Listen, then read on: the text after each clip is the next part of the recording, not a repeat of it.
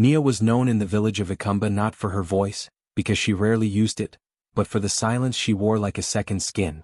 She walked quietly, sat quietly, listened quietly, and even when the other children laughed or gossiped in circles under the big baobab tree, Nia sat apart, fingers curled in her lap, eyes lowered.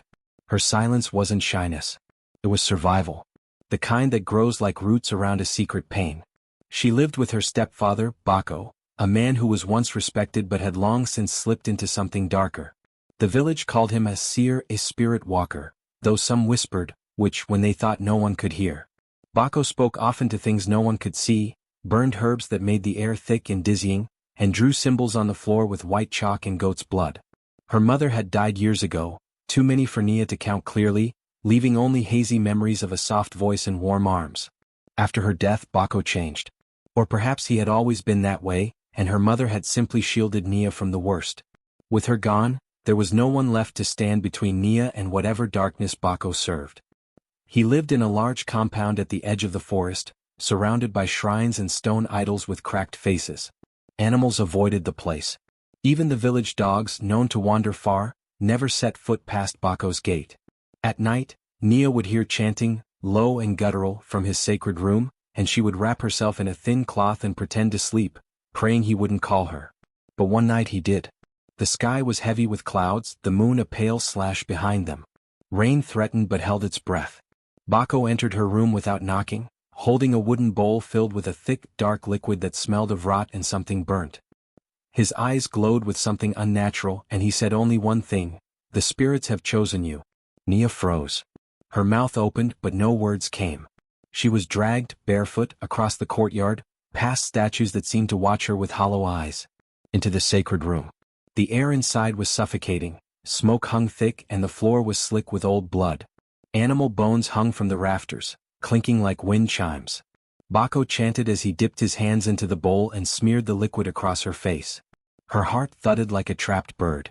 Then he took out a blade, not rusted, not old like the others he used for show, but clean, curved, and shining. It pulsed with a reddish gleam and Nia's stomach turned. She tried to pull away but Bako held her tight. "It must be your finger," he said, his voice distant, like he was speaking through layers of smoke and time. "The spirits demand a living token." She screamed only once. The pain was white-hot, blinding beyond anything she could have imagined.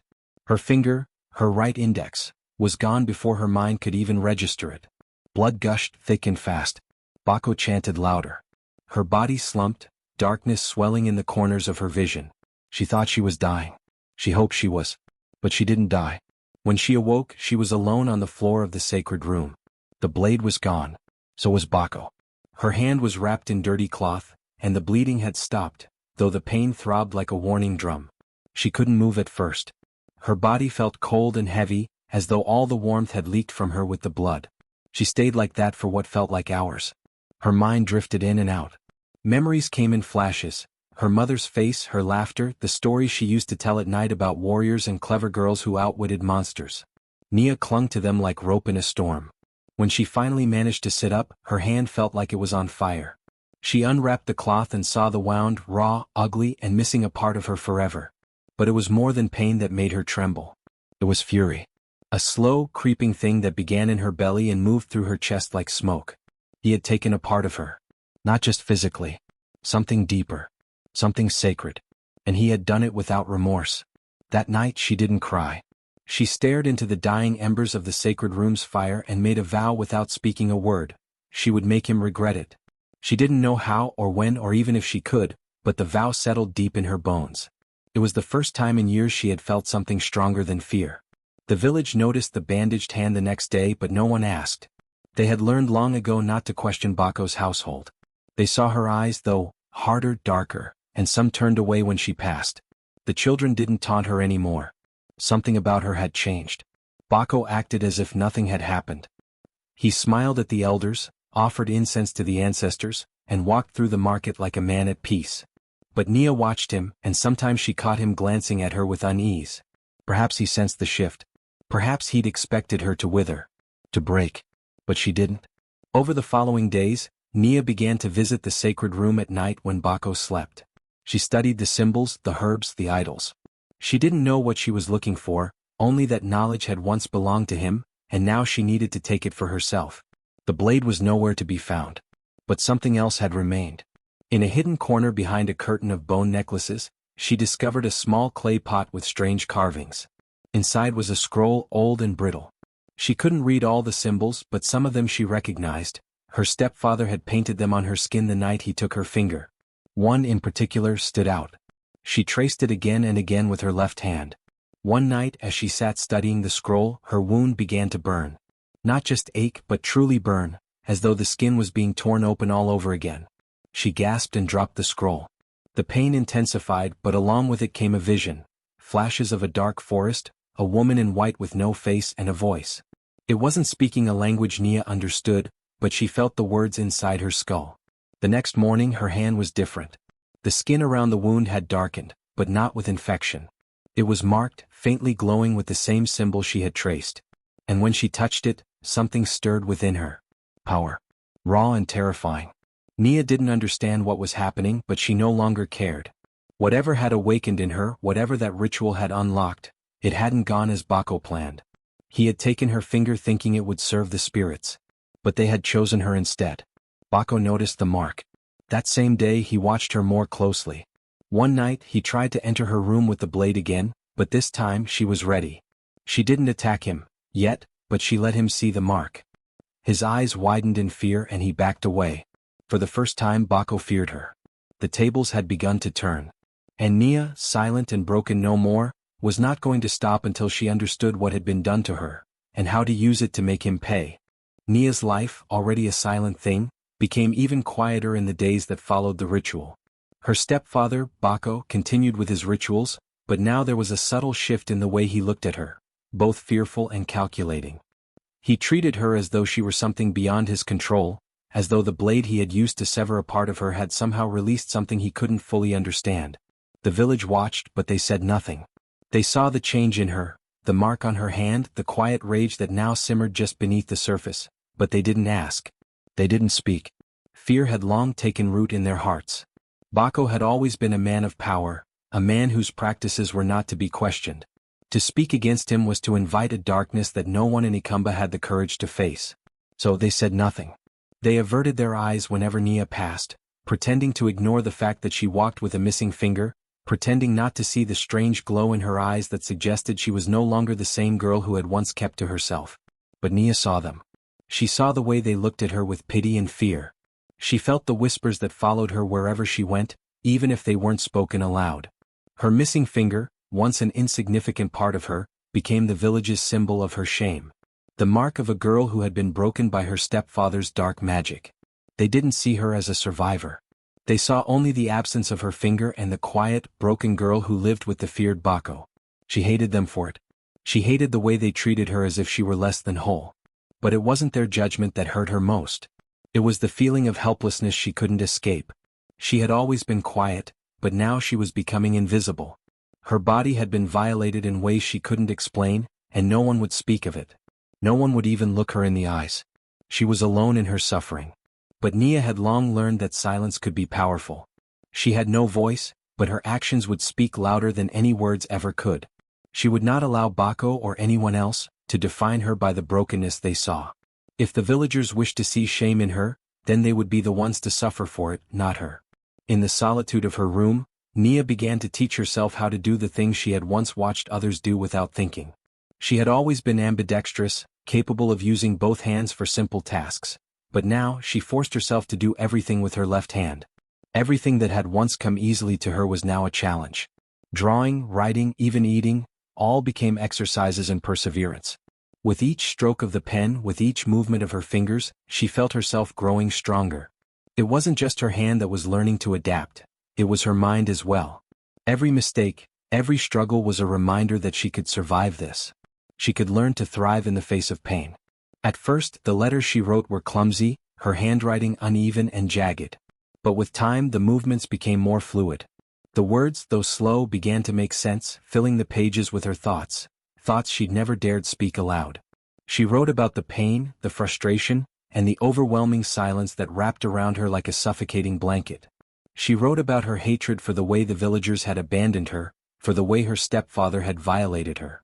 She wrote about the strength she was finding in herself, the quiet power that now flowed through her veins. She wrote as if the pen could pierce the walls of her pain and free her from the prison of silence she had been forced into. The drawings came next. They weren't masterpieces, but they were hers. Figures that danced and twisted on the page, captured in the awkward, yet determined strokes of her left hand. She drew the spirits that Bako spoke to, the ones she had glimpsed in her fevered dreams. The dark forest, the faceless woman, the strange, glowing symbol that had marked her skin. She drew them in a way that made them feel alive, as though they were calling out to her. Each drawing was a silent prayer, a plea for answers, for understanding. But her left hand was not just for art. She began to train herself in the art of fighting. It started with small movements, shadowboxing in the corners of her room. Bako had never taught her to defend herself, but she had seen enough to understand the basics of combat. Her stepfather had often practiced with his own dark energy, using his rituals to channel strength into his body. But Nia had no such power. Instead, she relied on the instincts that had been sharpened over years of surviving his abuse. Each day she pushed herself harder. She would practice strikes against the walls of her room, using her left hand to punch the air. She would spin and kick, forcing her body to move with precision, learning to fight as though she had been doing it all her life. She didn't know why she did it or what she hoped to achieve, but something inside her told her that she would need this strength. She would need to be prepared for what was coming, for the day when she would confront Bako and whatever he had planned for her next. Nia's body began to change. Her arms grew stronger, her stance more confident. She no longer felt the weakness that had once consumed her. Every day she became more aware of her own resilience, her ability to adapt and fight back, even in the face of such overwhelming odds. And though she remained silent, she was far from broken. Still, the villagers never came. They watched her from afar, whispering in hushed tones behind their doors. They saw her training, her strange, almost animalistic movements in the yard at dusk, but they kept their distance. They feared Bako, and by extension they feared her. There were times when Nia wanted to scream at them. She wanted to shout from the rooftops that she was not broken, that she was still alive, that the loss of her finger had not stolen her soul. But she kept quiet as she had always done. Instead, she took her pain and transformed it. Every day she fought the silent suffering with her own quiet strength. She didn't know when the day would come when she would face Bako. But she knew it was coming. And when it did, she would be ready. She had no voice, but she would make sure her actions spoke for her. Nia had never dared venture into the forest. As a child, she had heard the stories, the warnings passed down by the village elders about the wild, untamed land that stretched for miles beyond Akamba. They spoke of spirits that haunted the trees, of ancient magic that could drive a person mad, and of the shadows that whispered in forgotten tongues. It was a place where even the bravest men feared to tread. But now the forest felt like her only escape. It had been days since Nia had made her decision. Her stepfather, Bako, had grown more distant yet more oppressive with each passing day. He had not yet spoken of the ritual, but Nia felt the weight of his unspoken plans hovering over her like a dark cloud. The mark on her hand, the awakening of something deep within her, had not gone unnoticed. It seemed to disturb him more than he let on, and every time he caught her gaze, there was a flicker of fear in his eyes. Bako had never been a man who feared anything. But something in Nia had changed, something he couldn't control, and that terrified him. The thought of staying in that house any longer, under his roof, in his shadow, had become unbearable. So, one evening when the sun dipped low behind the horizon, casting long shadows over the village, Nia slipped away. She didn't look back as she crossed the edge of the village, where the trees loomed, dark and silent. The forest, which had once seemed ominous and foreign, now seemed like the only place where she might find answers, or freedom. The air in the forest was thick with the scent of damp earth and decaying leaves. As Nia ventured deeper, she noticed the silence that pressed in on her. The usual hum of insects, the rustling of small creatures, was absent. It was as if the forest itself was holding its breath, waiting. She walked carefully, her steps light and deliberate, trying not to disturb the quietude that wrapped around her. But with every step she felt a strange pull, like the trees themselves were guiding her deeper into their heart. Hours passed, and the path grew narrower, tangled with vines and thorns. The deeper she went, the more the air seemed to shift. It was no longer just the coolness of the forest. It was something ancient, something alive. The trees grew larger, their trunks twisted and gnarled, their branches curling overhead like outstretched arms. The sense of something old, something forgotten, pressed closer to her, and she realized she was not alone. She came to a clearing where the moonlight pierced through the canopy above, illuminating a circle of stones at the center. They were not ordinary stones. They were carved with symbols, faded with age but still recognizable. Nia crouched beside the stones, her fingers brushing against the carvings. They felt warm beneath her touch, and for a brief moment she felt a surge of energy run through her, like an electric current. Her hand jerked back and the ground beneath her seemed to hum in response. The symbols were unlike anything she had ever seen. They weren't the ones Bako had used in his rituals. These were older. Primitive. They spoke of power, of forces beyond human understanding. She didn't know what they meant, but she felt their pull in her blood. It was then that she noticed the tree. In the far corner of the clearing, a massive tree stood, its roots thick and gnarled like the hands of an ancient god. The bark was a deep, dark brown, and its branches reached high into the sky, as if trying to touch the stars themselves. But it wasn't the size of the tree that drew Nia's attention, it was the tears. They weren't water droplets, not exactly. They were a pale, silver substance dripping slowly from the bark, pooling at the base of the tree. Curious, Nia stepped closer, her heart pounding in her chest. She reached out tentatively and placed her hand on the tree's rough bark, just below where the tears fell. The moment her skin touched the tree, the world around her seemed to shift. The forest became still. The sounds of the night faded away. And then she heard it. A whisper. Soft at first, like the rustling of leaves in the wind. But then it grew clearer. It was a voice that seemed to echo from deep within the earth, from the very core of the forest itself. It spoke in a language Nia didn't recognize, but the words felt familiar, like a song she had once heard long ago, buried deep in her memory. The voice spoke directly to her blood, to the pulse of her being.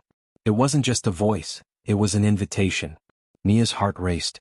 The tears from the tree seeped into her palm, cool and smooth, like liquid silver.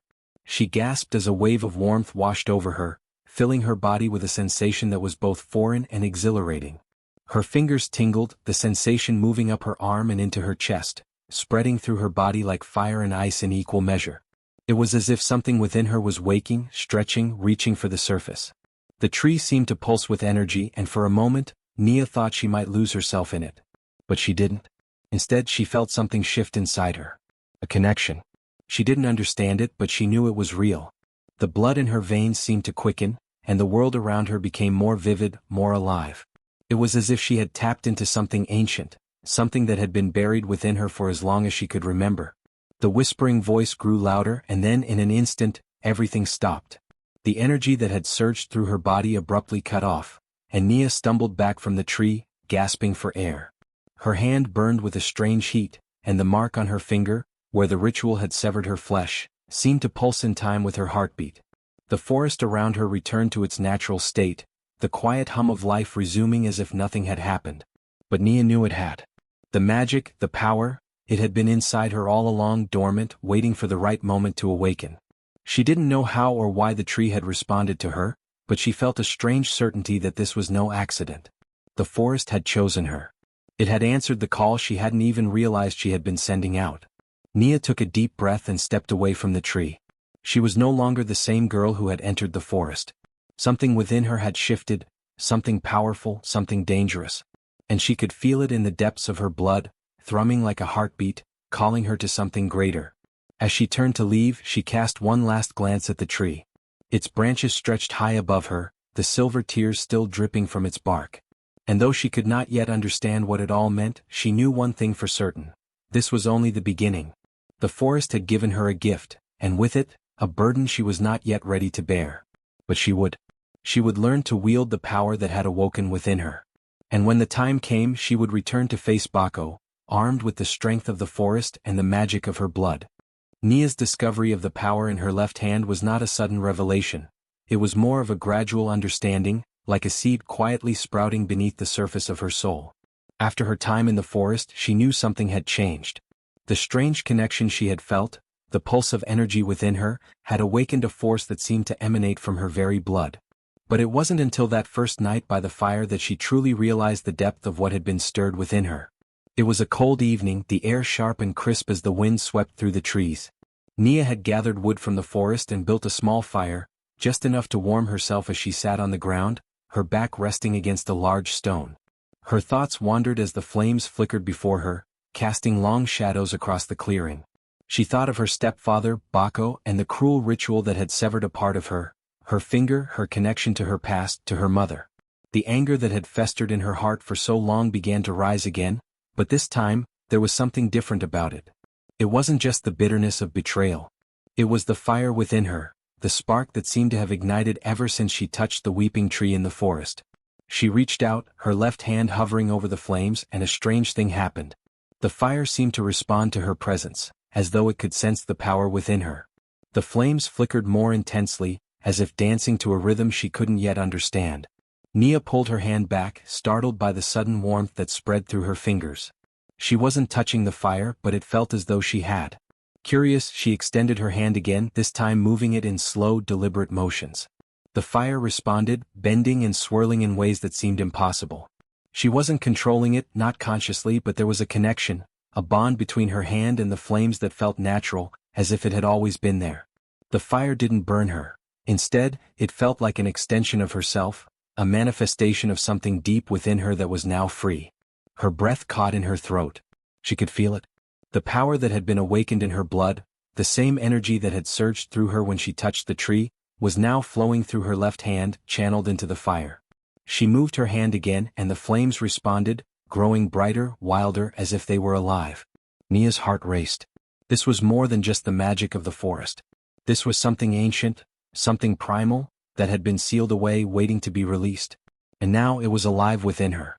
She reached down and picked up a stick from the ground, her fingers trembling with the intensity of the energy surging through her.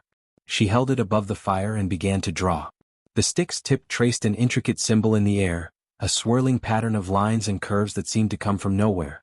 As she completed the shape, the fire flickered, and the symbol in the air shimmered with a faint, ethereal glow. The fire around her grew hotter, the flames rising in response to the symbol she had drawn. It was as though the fire itself was acknowledging her, recognizing her power. The symbol burned bright for a moment before dissipating into the air, leaving behind a lingering sense of awe and wonder. Nia's pulse quickened. She had felt the energy in her left hand, but this was different. She had shaped something, summoned something, from within the flames. It was as if the fire had been waiting for her to call upon it, to guide it with her hand.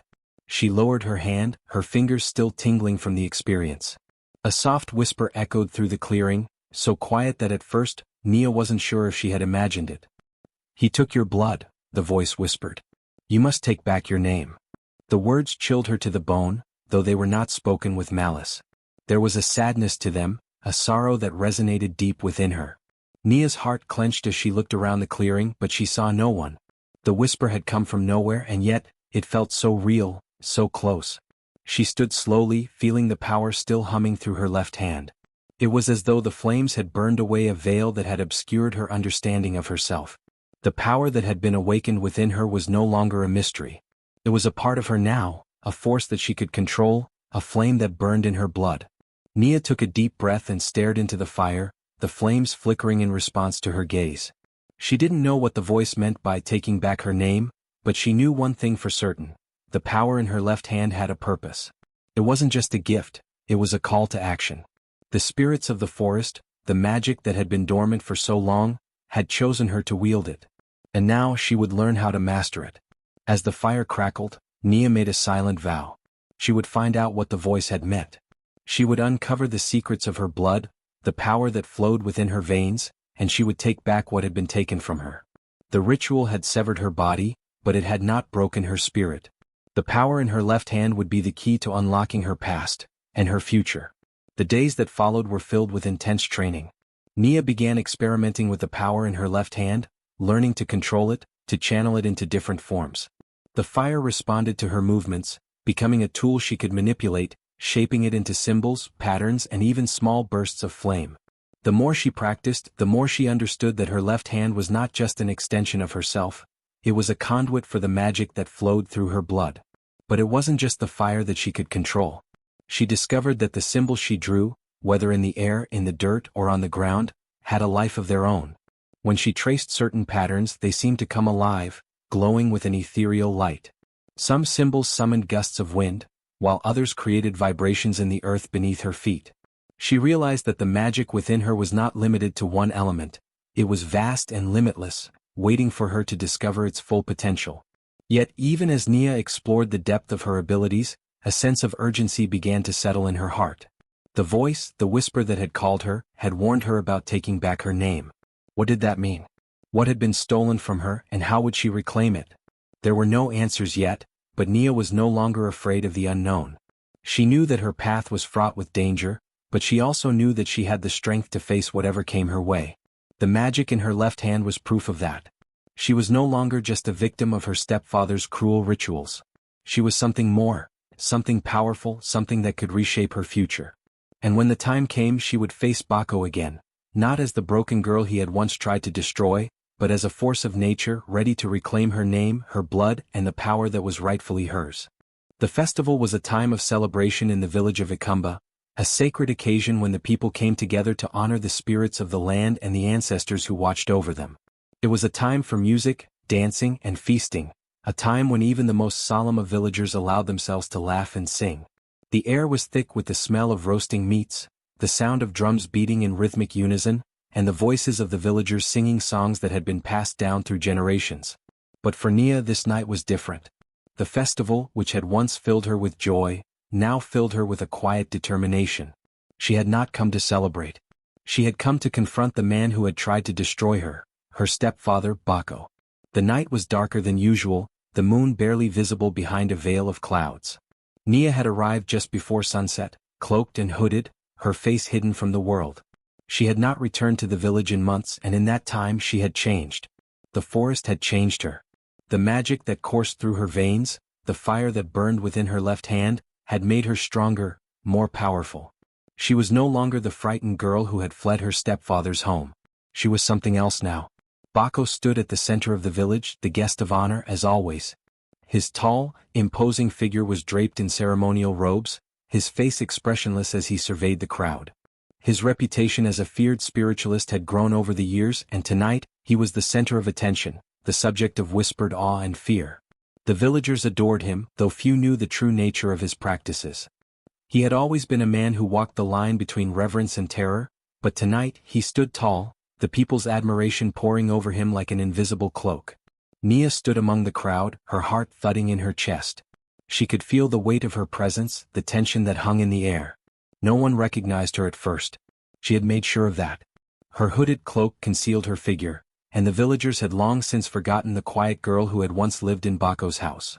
To them, Nia was nothing more than a memory, a faded image from the past. She moved through the crowd, her steps silent, her breathing steady. The music and laughter around her seemed to fade into the background as she focused on the sacred stage at the center of the village square. The stage was where the most important rituals were performed during the festival, the place where the village elders communicated with the spirits, where the most sacred dances were held. It was also where Bako, as the guest of honor, would perform his own ritual to seal his position as the village's spiritual leader. Tonight, Nia had come to disrupt that ritual. As the villagers gathered around the stage, waiting for the ceremony to begin, Nia slipped away from the crowd and moved toward the back of the platform. Her heart beat louder now, the pulse of power in her left hand thrumming in time with the rhythm of the drums. She could feel the fire that had become a part of her, waiting to be unleashed. She had come here not just for herself, but for all the others who had suffered under Bako's cruel hand, for the village that had blindly followed him, for the magic that had been stolen from her. She was going to take it all back. The ceremony began, and Bako stepped onto the stage, his arms raised in a silent prayer to the spirits. The crowd fell into a hushed silence, watching him with reverence. The air was thick with the scent of incense, the firelight casting long shadows across the faces of the villagers. Nia stepped forward, her cloak billowing around her as she moved onto the sacred stage. At first no one noticed her. She was just another shadow in the darkness, another anonymous figure in the crowd. But as she stepped into the circle of firelight, something changed. The villagers began to murmur, their eyes flicking toward her, uncertain. A ripple of recognition passed through the crowd. Who was she? Where had she come from? Nia raised her left hand slowly, her fingers extended toward the sky. The air around her seemed to shimmer with an invisible energy. Her heart pounded, the magic inside her boiling over as she focused on the flames around her. The fire that had once been only a tool was now a part of her. She had learned to control it, to shape it to her will. And now she would let it burn. With a deep breath, Nia drew her hand downward, tracing an arc through the air. The fire responded instantly, leaping toward her hand, curling around her fingers like a living thing. The flames danced and flickered, growing in size and intensity as they swirled around her. She felt the heat against her skin, the power surging through her veins. The energy of the fire, the energy of the forest, of the magic she had awakened within herself, flowed through her, illuminating the night with a strange ethereal glow. The crowd gasped in shock, their whispers growing louder as the flames around Nia shifted, pulsing with an otherworldly light. Bako turned slowly, his eyes widening as he saw the girl standing on the stage. He stared at her, recognition dawning in his eyes. "Nia?" he murmured, his voice barely audible over the crackling fire.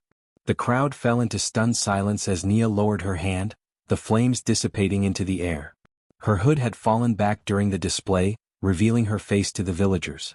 There was no mistaking it. This was Nia, the girl who had disappeared months ago, the girl he had thought broken and lost. But she was not the same. She was different. She was powerful. Nia met Bako's gaze, her eyes cold and unwavering. For a moment, neither of them spoke. The villagers stared, unsure of what to make of the scene unfolding before them. Bako's voice trembled as he stepped forward, his hands raised in a gesture of feigned calm. "What is this, Nia? What have you done?" Nia's voice rang out, strong and steady, cutting through the tense silence. "I have come to take back what you stole from me. My blood. My name. The power you thought you could control." The words were like a challenge, a declaration of war. The village had always revered Bako as the one who controlled the spirits, who could bend the elements to his will.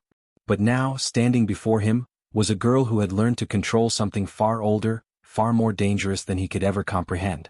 The villagers remained still, unsure of whom to follow, caught between the fear they felt for Bako and the awe they now felt for Nia. The fire burned brightly around her, a symbol of the power she had claimed as her own. Nia's lips curled into a faint smile, her eyes locked on her stepfather. "You tried to break me, Bako. But now I am whole. And you will see what happens when the flames of the forest burn in me." As the fire flickered and danced in the air, Nia knew that this was only the beginning.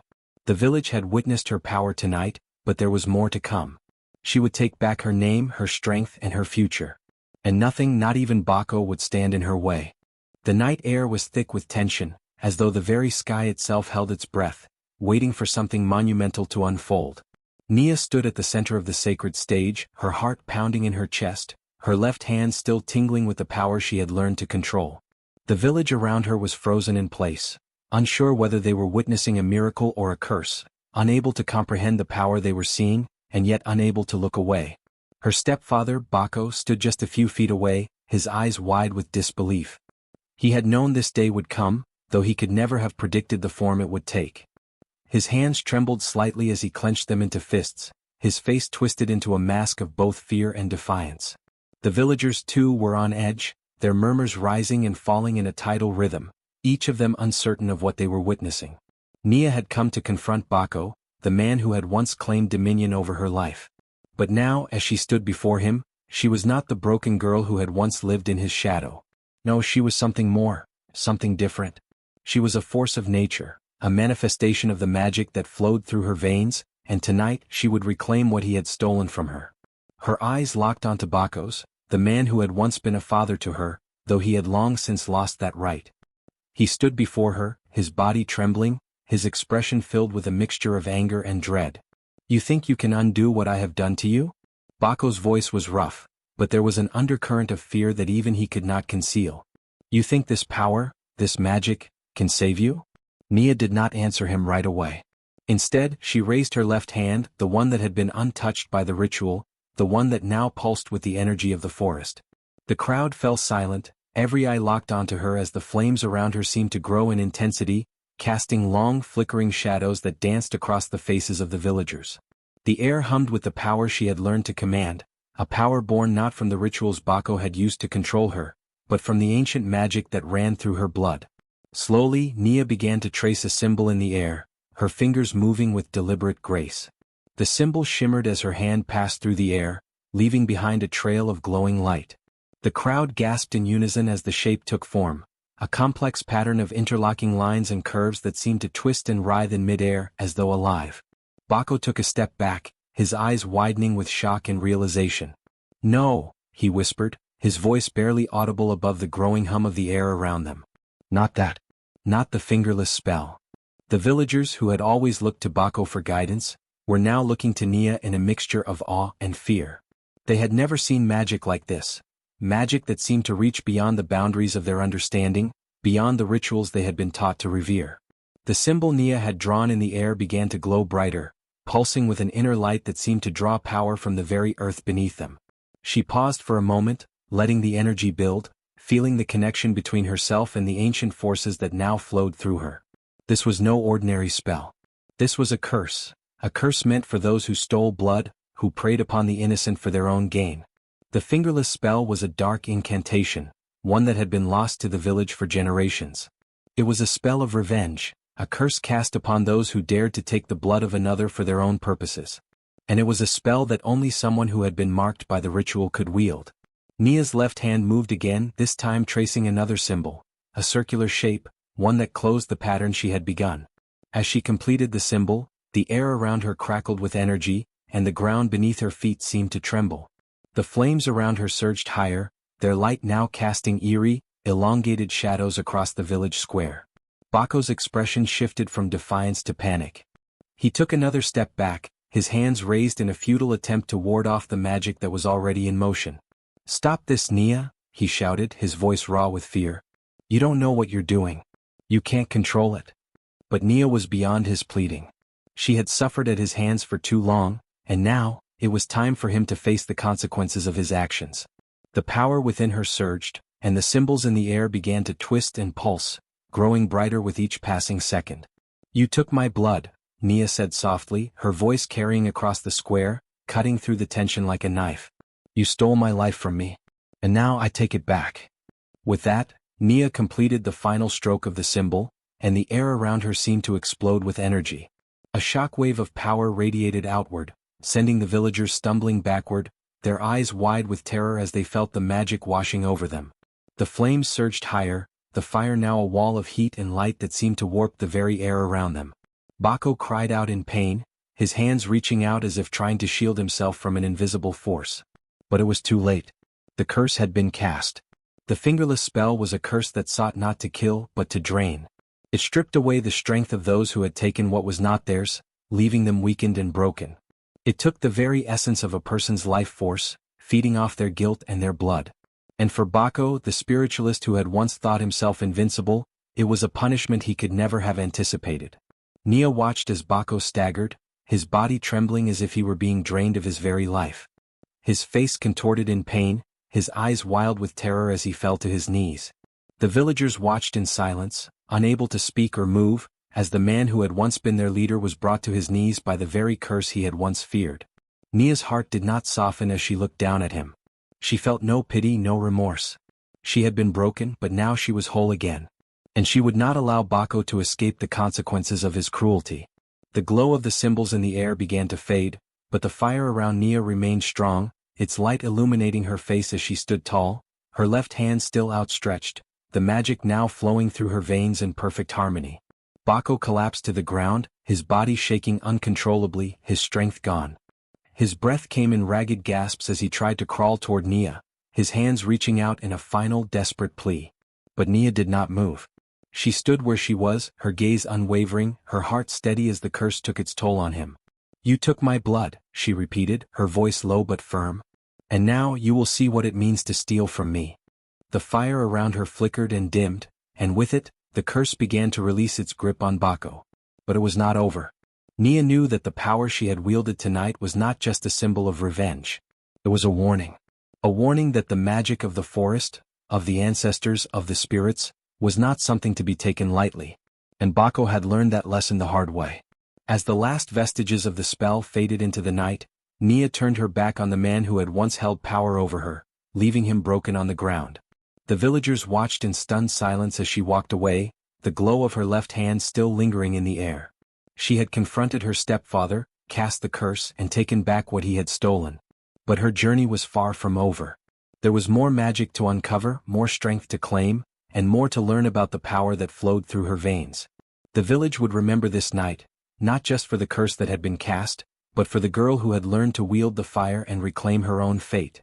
The village of Ikumba was eerily still, a heavy silence blanketing the square as the last remnants of Nia's curse dissolved into the night. The flames around her flickered and faded, leaving behind a lingering warmth that settled deep into the bones of those who had witnessed the unthinkable. The villagers were frozen in place, their eyes wide with fear and awe. They had seen their once feared spiritualist, Bako, brought to his knees, weakened and broken. But none of them knew the true extent of the consequences that were about to unfold. Nia stood tall, her left hand still glowing faintly with the fire of the forest.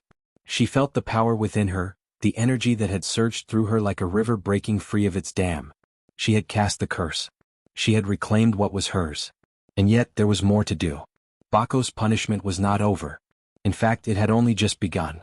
The wind began to pick up, swirling around the village square in erratic gusts. The air was thick with the scent of the earth, the smell of something ancient and powerful awakening. The spirits that Bako had once controlled, the spirits of the land, the ancestors, began to stir. At first it was just a ripple, a slight disturbance in the air. But then, as if drawn to the magic that Nia had unleashed, the spirits began to manifest. The first to appear was a figure of smoke and shadow, its form shifting like a wisp of fog. It was the spirit of the earth, a guardian of the land that had been bound to Bako's service for years. But now it was no longer under his control. The curse had broken the spiritual chains that had held it captive, and the spirit's once docile form was now twisted with fury. Its eyes, if they could be called eyes, burned with an intense, otherworldly light. Bako turned slowly, his body trembling as he realized what was happening. The spirit loomed before him, its shape flickering like a flame caught in the wind. For a moment Bako's arrogance faltered. He reached for his blade, the blade that had been his tool for controlling the spirits, the blade he had used to perform countless dark rituals. But as his fingers brushed the hilt, a searing heat surged through his hand, causing him to gasp in pain. The blade, once a source of power, now turned against him. It began to glow with a malevolent light, its edges pulsing with a dark energy that burned into Bako's skin. He screamed in agony as the blade's touch seared his palm, and the spirit of the earth howled in response, its form flickering more violently as it drifted closer to him. "No!" Bako shouted, his voice a mix of desperation and disbelief. "This is mine. You belong to me." But the spirit paid him no heed. It circled him, its movements erratic, its form becoming more solid with each passing moment. And then, as if responding to some unseen command, the earth beneath Bako's feet began to tremble. The ground cracked open, and from the depths of the earth, ancient voices echoed, rising like a chorus of whispers that rattled the air. The ancestors, those who had long since passed into the spirit realm, were awakening. Their voices were low, guttural, and filled with an unrelenting rage. The earth beneath Bako's feet began to swallow him whole. "Please," Bako gasped, his breath ragged as he tried to step back, but his feet were trapped by the earth that had suddenly turned against him. "I am the ritualist. I control the spirits. You cannot do this." The spirit of the earth surged forward, its form becoming a mass of shifting shadows and light. It enveloped him, pulling him toward the chasm that had opened beneath his feet. Bako's body was jerked violently, his hands clutching the blade as though it could save him from the inevitable. But the blade, once his trusted weapon, now turned against him, its dark energy feeding into the curse that had been cast upon him. The fire in his hand burned brighter, hotter, and his skin blistered where the blade had touched him. "Please!" he screamed again, but this time, his voice was drowned out by the sound of the earth cracking and the anguished cries of the spirits that had once bowed to his will. The ground shook, and Bako was pulled into the chasm, his body dragged down by an unseen force. The villagers watched in horrified silence as the earth seemed to devour him, pulling him deeper and deeper into the bowels of the land. The spirits that had once obeyed his commands now turned on him, furious at the dark rituals he had forced them to perform. They were taking back what he had stolen, reclaiming their power. And as Bako disappeared into the depths, the last remnants of his voice were swallowed by the ancestors' fury, their wailing cries echoing through the night. The blade in his hand shattered into pieces, the remnants of its once mighty edge sinking into the ground as if the earth itself rejected it. The magic that had sustained Bako for so long was now gone, replaced by the fury of the spirits he had once controlled. The village square was quiet once more, save for the faint hum of the fire that still burned around Nia. She stood at the center of the stage, her left hand still glowing faintly with the power she had channeled. Her heart was calm, but there was a deep ache in her chest, a reminder of everything she had endured. She had freed herself from Bako's control. She had reclaimed her blood. And now she had seen the end of the man who had sought to break her. The villagers, still in shock, looked at each other, uncertain of what to do or say. The spirits had reclaimed their power. The earth had taken Bako. And in the silence that followed, Nia understood that the village would never be the same. It had been broken and remade just as she had been. She turned away from the stage, her eyes briefly catching the gazes of the villagers. They were afraid of her, of what they had witnessed. But they had seen the truth. They had seen the power of the forest, the power of the ancestors, the power of someone who had fought to reclaim her own destiny. As Nia walked away from the village square, the wind shifted once more, the night sky parting to reveal the stars above. The spirits, those that had once been enslaved by Bako, now drifted freely across the land, their presence no longer bound by his dark magic. The earth beneath Nia's feet felt alive as though it too had been freed from Bako's influence. Nia knew that her journey was far from over. There was still so much to learn, so much to understand about the magic that flowed through her veins. But one thing was certain: Bako was gone, his power broken, his name erased from the village's history. And Nia, the girl who had once been silenced, was now a force that could not be denied. The village would remember the night the ritualist fell, the night the spirits rose up and claimed what was theirs. And they would remember Nia, the girl who had cast the curse, the girl who had freed them all. The first rays of dawn began to break over the village of Ikamba, casting a soft golden light across the earth. The villagers had gathered in the square, their faces still etched with the shock and awe of the previous night's events. They had witnessed something unimaginable. Nia, the girl they had once whispered about in fear, had not only reclaimed her power but had wielded it in a way none could have predicted. Her stepfather, Bako, was gone, consumed by the very spirits he had once controlled. And yet, in the silence of the morning, it was clear that Nia's journey was far from over. She stood at the edge of the square, her left hand still glowing faintly with the same power that had once been used for destruction, now transformed into a beacon of healing. The glow was softer now, warmer, as though it had taken on a different nature, one that resonated with life rather than with vengeance. The village, once ruled by fear and darkness, was now in desperate need of something new. It needed hope. And Nia was ready to offer it. Nia had spent the night alone in the forest, beneath the canopy of ancient trees that had witnessed the rise and fall of countless souls. She had meditated there, reflecting on the curse she had cast, on the magic that had surged through her, and on the power she now possessed. Her missing finger, the mark of Bako's cruelty, no longer felt like a symbol of loss. It had become something else, something stronger. It was a badge of honor, a testament to her resilience, to her refusal to be broken. And in the quiet of the forest, as she allowed the earth to nourish her spirit, she realized that this power, this gift, was meant for more than revenge. Now, as she stood in the heart of the village, the glow from her left hand flickered like a flame, casting soft light on the faces of the villagers. She took a deep breath and stepped forward, her footsteps deliberate but light, as if the earth itself was welcoming her back. The people parted before her, unsure of what to expect, but there was something different in their eyes now, curiosity perhaps, or a sense of awe. Whatever it was no longer fear. Nia approached the first villager she saw, a woman hunched over with pain as she clutched her chest. She was older, her face lined with the wear of years, and her hands trembled as she struggled to catch her breath. Nia's heart went out to her, and she extended her left hand, the glowing fingers hovering just above the woman's chest. Without a word, Nia touched the woman gently, her hands soft but sure.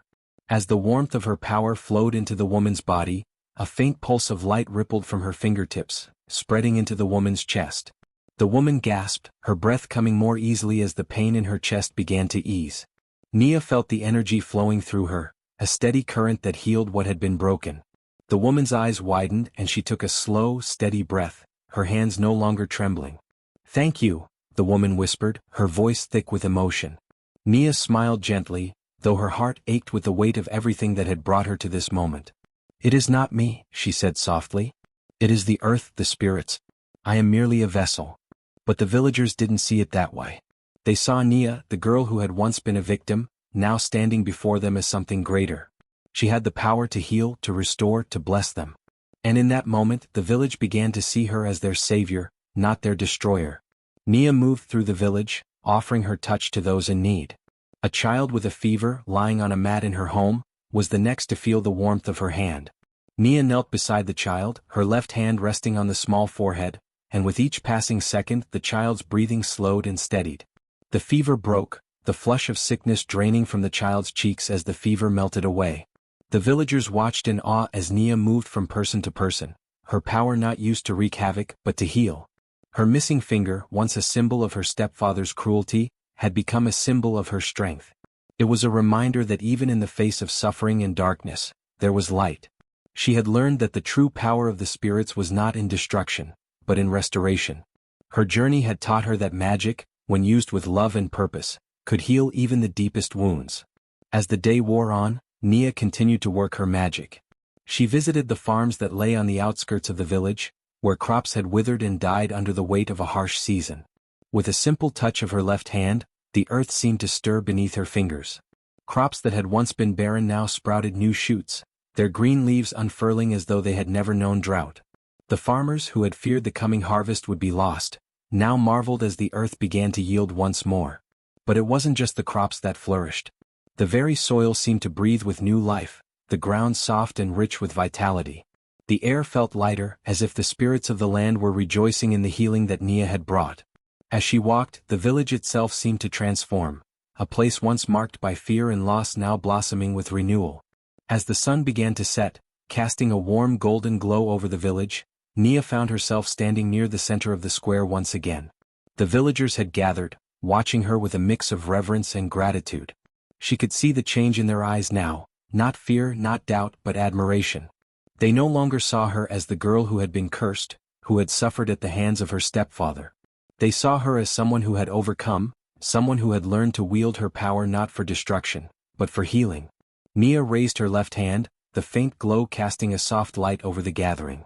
"This is not just my power," she said, her voice steady but filled with emotion. "It is the power of the earth, of the ancestors. I am only a servant to it as we all are. But together we can heal this land. Together we can restore what was lost." Her words hung in the air, and for a moment, there was a deep, resonant silence. The villagers looked to one another, their faces thoughtful, their hearts touched by the truth of her words. It was a new beginning, not just for Nia but for them all. The dark legacy of Bako, the ritualist who had once held sway over their lives, was now nothing more than a distant memory, a shadow that had been erased by the light of Nia's power. The village of Ikumba was no longer a place of fear. It was a place of hope, of renewal, of magic that could heal rather than harm. And as Nia stood among them, her missing finger now a symbol of her strength, she knew that she had found her true purpose. She was not just the girl who had survived a ritual. She was the hand that healed. And with that, the village knew that their future had been forever changed. Nia had shown them that even in the darkest of times, there was always a way to heal, to restore, and to begin again.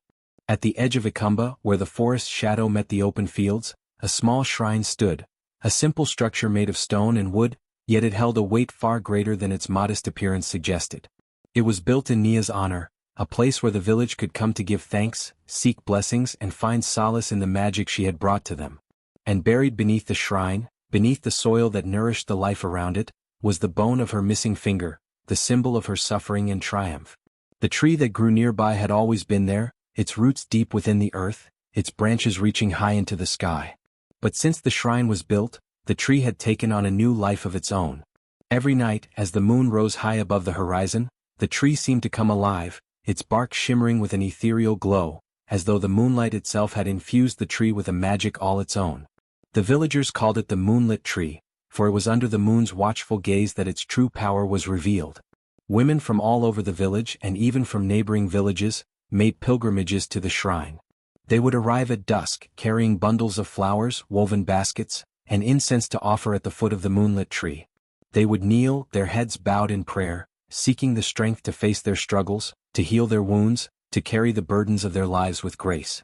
Many of them had known pain, whether through loss, hardship, or the cruelties of the world, and they came to the shrine, knowing that Nia's power and the spirit of the earth that flowed through her would help them find the strength they needed. Nia had never asked for such reverence, never desired to be elevated to the status of a legend. But the village had done so of their own accord, and as she stood at the shrine watching the women leave their offerings, she could not deny the sense of peace that filled her heart.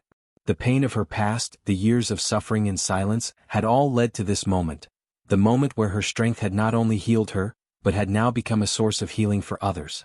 The first time Nia visited the shrine after it was built, she came alone. The villagers, aware of her presence, had kept their distance, giving her the space she needed. She stood before the tree, her eyes tracing the soft glow that illuminated the surrounding area. The night air was cool and still, the sounds of the forest quiet except for the gentle rustling of leaves. She reached out, her left hand brushing the trunk of the tree, feeling the faint warmth that seemed to pulse beneath the bark. It was as if the tree was alive, as if it recognized her, as if it was thanking her for the sacrifice she had made. As Nia stood there, she thought about the journey that had brought her to this point, the ritual that had stolen her finger, the pain and the fear, the curse she had cast, and the healing she had brought. It had all come full circle. Her missing finger, once a symbol of her torment, had become a symbol of her strength, of her ability to overcome, to heal, and to help others find their own strength. She kneeled beside the shrine, her hand resting lightly on the earth, feeling the connection between herself and the land beneath her. The bone of her finger buried here was a part of her, but it was also a part of the village now, a part of the earth, a part of the magic that flowed through everything. She could feel it, that familiar pulse of energy that had once been so foreign to her, now flowing freely, guiding her. It was in the soil, in the air, in the very roots of the moonlit tree. In the years that followed, the shrine became a place of pilgrimage for women seeking guidance. Many came for strength in the face of hardship. Some were mothers, some were daughters, some were wives who had been beaten or abandoned, while others had lost children or suffered the loss of a loved one. They all found solace at the shrine, their offerings a sign of their hopes, their prayers and their dreams for healing. They would speak their fears into the wind, whispering their deepest desires for peace and strength, and the tree, bathed in the moonlight, would listen.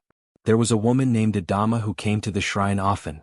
She was a healer, and though she had a gift with herbs and potions, there were some wounds that could not be healed with medicine alone. Her husband had died years ago, leaving her to raise 3 children alone. She came to the shrine seeking strength, asking for the courage to keep moving forward, to be the mother her children needed. When she touched the tree, the moonlight would bathe her, and for a moment she would feel the weight of her grief lift. It was as though the tree was telling her that she was not alone, that the spirits were with her, and that the earth had not forgotten her pain.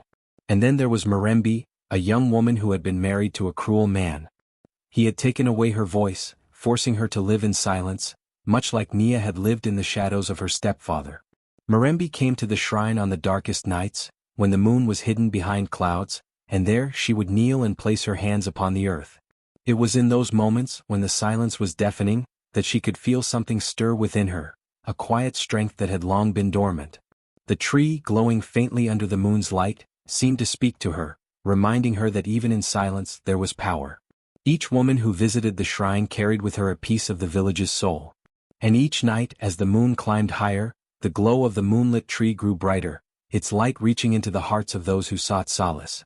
The tree had become a living testament to Nia's journey, the girl who had been broken, the girl who had found her power, and the girl who had healed not only herself but the entire village. As the years passed, the shrine became an enduring symbol of hope, a place where the wounds of the past could be healed and where the spirits of the earth could be honored. Nia's missing finger, now a relic of the past, was no longer just a symbol of her sacrifice. It was a symbol of resilience, of strength, and of the power to heal. And beneath the soft glow of the moonlit tree, the villagers knew that no matter what darkness came their way, they would always have the light to guide them home. Years passed and Akamba had changed. The village that had once lived in fear and shadow was now a place where hope flourished, and the spirits of the earth seemed to watch over them with a gentle, ever-present hand. Nia's influence had spread far beyond the village, and the shrine at the edge of the forest had become a sacred place for those seeking strength, healing, and the wisdom of the earth. But time, as it does, continued to move forward.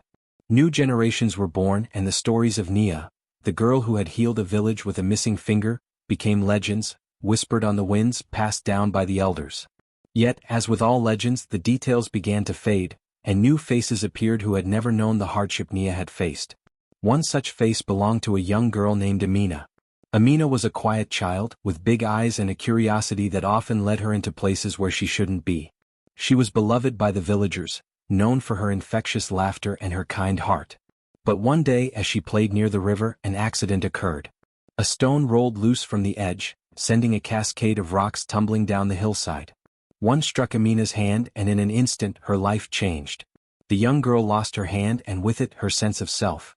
She became a shadow of her former self, withdrawn and silent, haunted by the loss that seemed so great. The village rallied around her, offering support, but Amina could see the pity in their eyes. She hated the way they looked at her now, as though she was broken beyond repair. And so, she retreated further into herself, feeling more and more distant from the world she had once so joyfully inhabited. It was her grandmother, a wise woman with many years of life behind her, who eventually took Amina to Nia. The woman had heard stories about Nia's power and knew that the young girl needed something more than pity. She needed guidance. And Nia, with her own story of loss and healing, would be the one to help her find it. They traveled to the shrine on the outskirts of the village, where the moonlit tree stood, bathed in the light of the setting sun. Amina looked up at the towering tree with awe. The tree was always the same, its branches reaching up to the heavens, its bark glowing faintly at dusk. It was a sight that never failed to take her breath away, but today she felt a deep sense of loss that even the beauty of the tree couldn't lift. When they arrived at the shrine, Nia was there, standing before the moonlit tree, her left hand resting gently against its trunk. Her presence was serene, a quiet strength that filled the air like the whisper of the wind through the leaves. Amina stood in the shadows, unsure, as Nia turned and greeted them with a warm smile. "Amina," Nia said, her voice gentle. "I've heard of your pain. Come, child. The earth has much to teach you." Amina stepped forward, hesitant but intrigued. She had heard the stories, of course, how Nia had healed the village, how she had reclaimed her power despite losing a finger. But could such a woman truly understand the depths of her own loss? "I can't do anything anymore," Amina whispered, her voice barely audible. "I lost my hand. It's gone." Nia nodded, understanding. She placed her left hand on Amina's shoulder, a soft touch that conveyed 1,000 words without saying a single one. "The hand you still have is enough, Amina. It is not the number of hands you possess that matters, but how you choose to use the one you have." Amina looked up, confusion clouding her face. "But I'm incomplete. I can never be whole again." Nia's gaze softened as she gazed into Amina's eyes. "You are whole, my child. The power I have, the power I carry, it is not in my missing finger. It is in the strength that remains, the part of me that refuses to break. You too have that strength. You have it in the hand you still possess, in your heart, in your spirit. The magic is not in the body. It is in the will to heal, to rise, to carry forward despite the scars." For a long moment, Amina said nothing. The words seemed to sink deep within her, like seeds planted in fertile soil. She had felt broken, incomplete, but Nia's words stirred something inside her. A flicker of hope, a glimpse of a future she hadn't dared to imagine. What if it wasn't about what she had lost, but about what she still had? What if she too could learn to heal?